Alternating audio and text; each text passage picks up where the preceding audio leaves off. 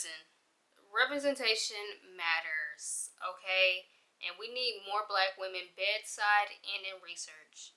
Here's why and how to help. Okay, y'all, this one's a little personal, okay? Why do we need more black women in medicine? The short answer is representation matters. But honestly, it goes so much deeper than that. I want to back this up with evidence and not just my personal experience, but to show the data that comes with it.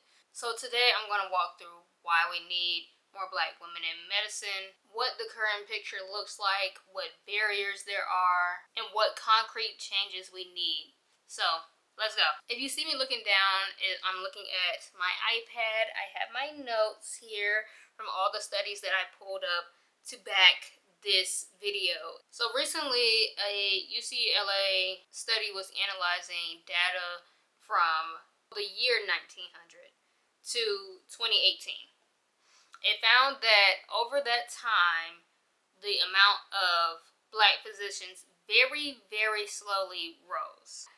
In 1900, black people were 11.6% of the U.S. population.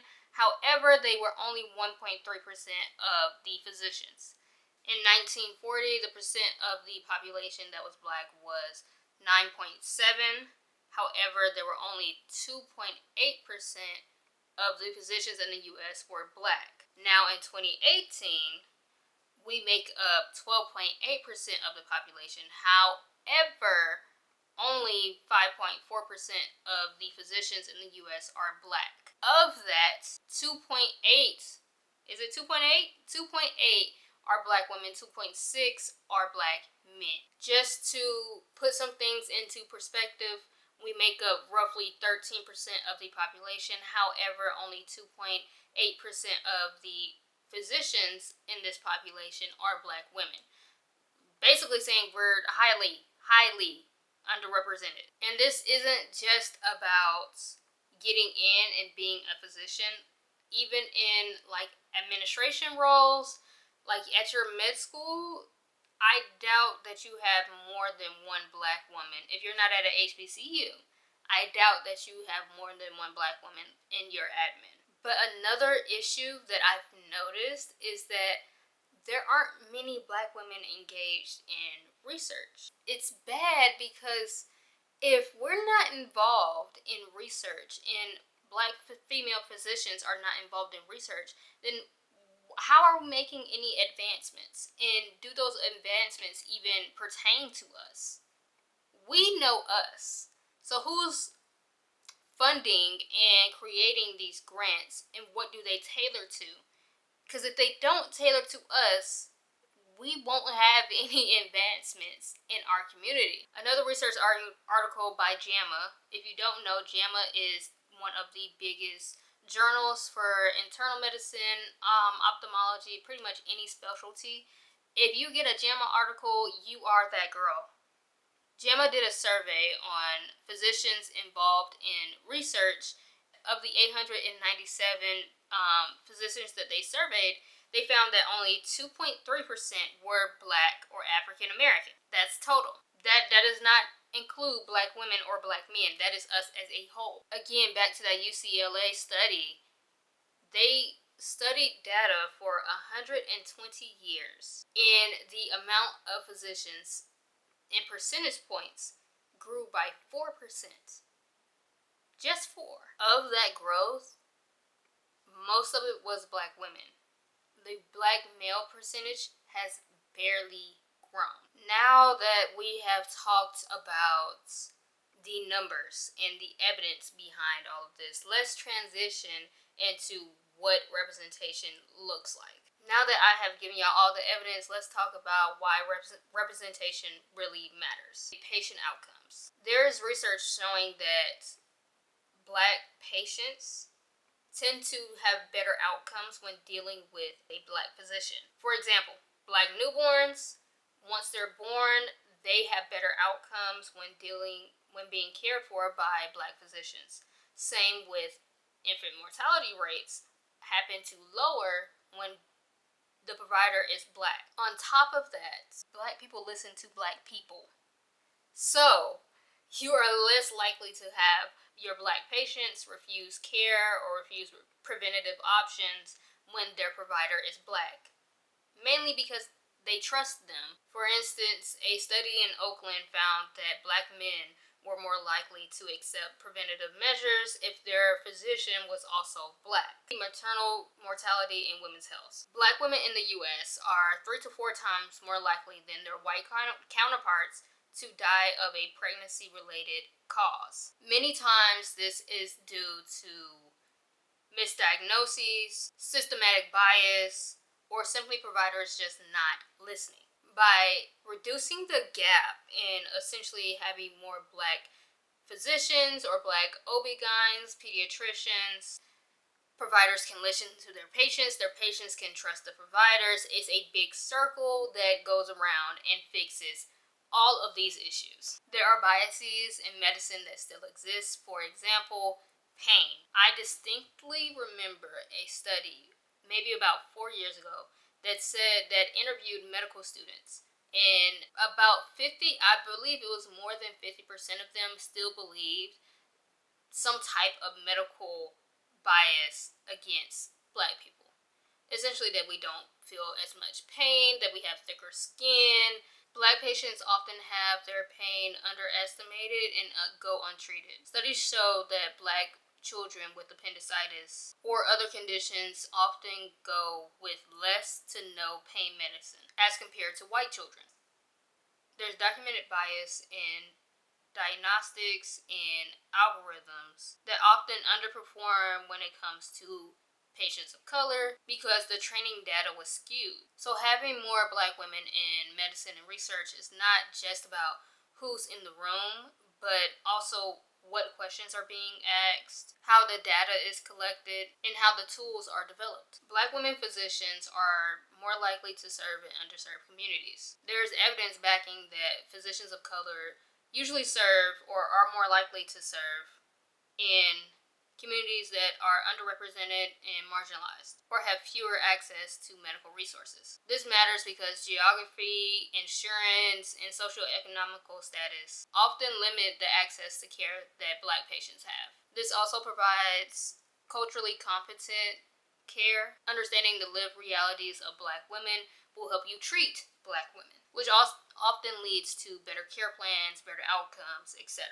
So why black women specifically? They're not just more black physicians. What do they bring and why do their intersections matter? Black women not only face racial bias, but they also face gender bias, not just in their medical training, but also them as patients. Navigating these stereotypes in both as a patient and as a provider helps them navigate where the system fails and how to make sure the system does not fail on their patient. Because black women are disproportionately affected and have poor outcomes when it comes to maternal health, having more black OBGYNs, midwives, prenatal care providers can be especially crucial. This is because they understand the cultural, societal, and historical context that can affect their care. They are also more likely to push for research in areas that affect black women, such as fibroids, preeclampsia, maternal mortality, access to birth control, and postpartum depression, just to name a few. Black women providers are perceived as more empathetic, more likely to listen, and more aware of cultural context, which is important when patients hide their symptoms, delay their care, or just don't trust the system. Representation gives patients more hope, better engagement, and open their mind to what is possible. When black girls see doctors that look like them, they're more open to the idea of one day becoming a doctor. Black women in research are more likely to research the areas that disproportionately affect black women, but also make sure that their studies include black women. This means ensuring the diversity of their participants actually matches the diversity of the US. This makes sure that black women don't go underrepresented in this study. They also advocate for areas of research that affect black women that often go neglected. We talked about what it looks like when we actually do have representation and why it matters. So let's talk about the barriers. So there is this leaky point in education.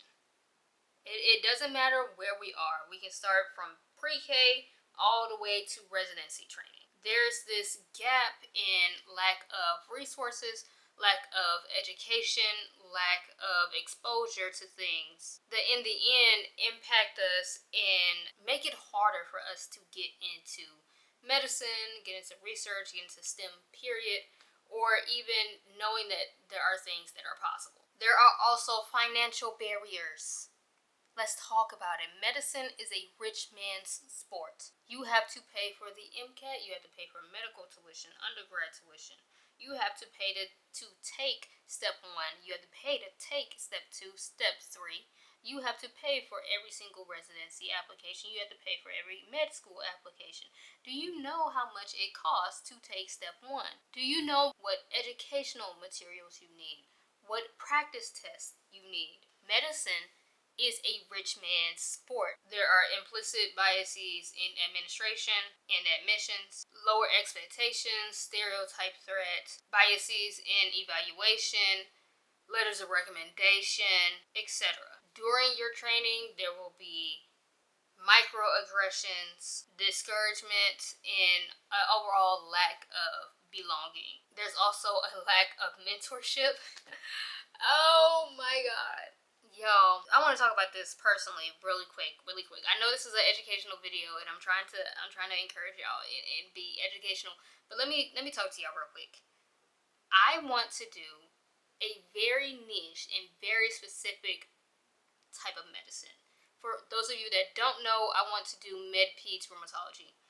Med-peds rheumatology means that I would do adult rheumatology and pediatric rheumatology. Do you know how many pediatric rheumatologists there are in the U.S., period? No more than 400 currently. Do you know how many black rheumatologists are in the U.S., period? Probably no more than 60. Do you know how many black med-peds rheumatologists there are? 0. There is one person who I am counting on to finish her fellowship at Duke. There are only 16 programs in the U.S. I looked through all of the programs and who was there, and if they had pictures up, there is one trainee in the entire U.S., and she is a black woman. Hello to Dr. Maya Faison. She may be the first and the only black med-peds rheumatologist in the entire country. Given the statistics of how many black people are physicians, period, in the U.S., versus in subspecialties, it's safe to assume that there are a total of less than 60 black rheumatologists in the entire U.S. I remember specifically looking up all of the black female rheumatologists about 3 years ago, and there were 43, which means it wasn't even one for every state in this country. Just to put that into perspective, when it comes to wanting mentorship for us in these roles, it's not very likely to find someone that looks like you. So it's going to be harder for you to find somebody that understands your background, understands your culture, respects your culture, and can truly give you advice and be there for you. There is also something I like to call white fear. There are policies enacted that actually pretty much try to make black women not do things and try to make it harder for us, i.e. affirmative action being taken away. Not like we were using it very much anyways, because we're the most educated people in the country, but that being taken away, and then the defunding of certain research because it's primarily towards black people. There is a researcher at my job who has to rewrite his grants because he was primarily focused on black women with MS and black women with lupus and other neurodegenerative and immune conditions. And he has to rewrite his grants so that they don't say that he's doing it culturally, but saying that he's doing it on a biological basis. That, ladies and gentlemen, is the America that we live in. So let's start to talk about what needs to change. One, let's start with some early exposure. Let's start with some early exposure. I preach this so much to like children or teenagers that I run into. Get exposed to as many fields as you absolutely can as a child.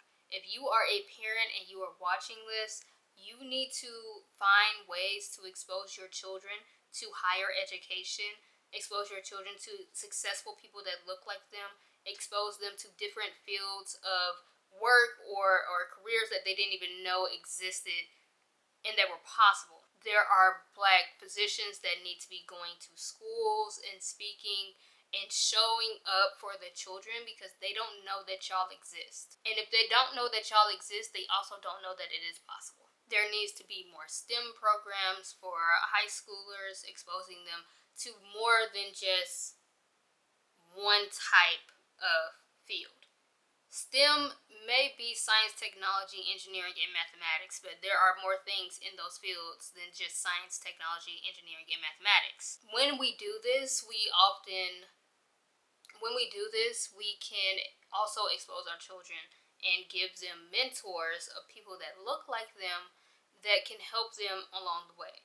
Oftentimes, Black people, unless we are, the Martha's Vineyard people, we come from first generation households. There aren't people that look like us that are doing what we do.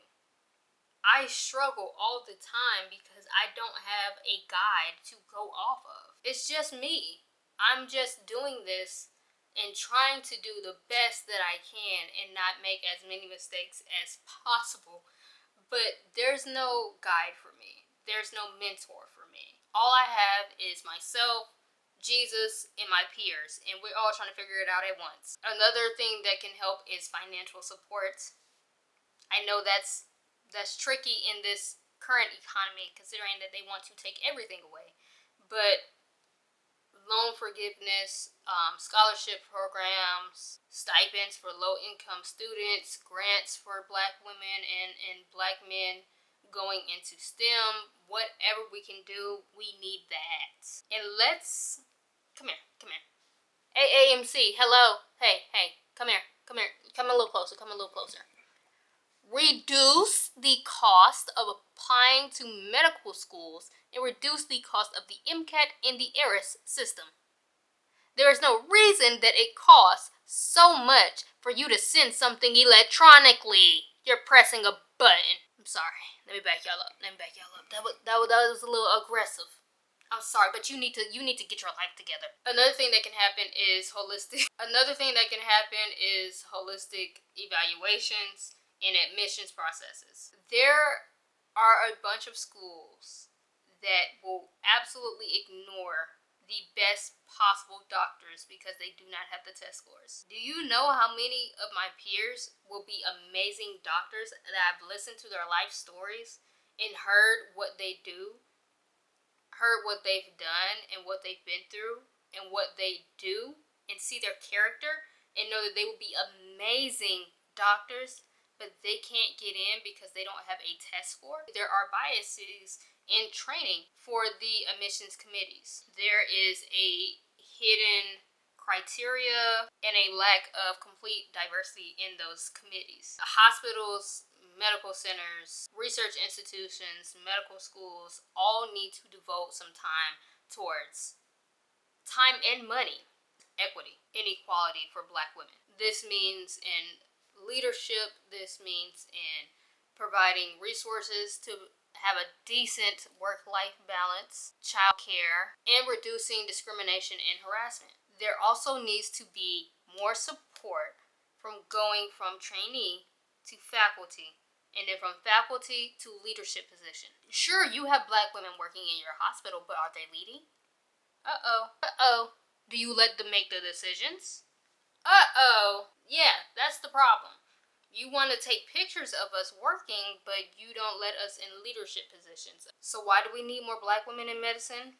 Because lives depend on it. Because representation is healing. Because when people see themselves in their providers, outcomes increase, trust increase, and disparities sink. Because the future of medicine is not just about science. It's about equality, equity, trust, and humanity. And because we can't have a future of medicine without Black women in boardrooms, research labs, and in the clinic. Anyways, I would love to hear your thoughts. Are there any Black women that inspire you?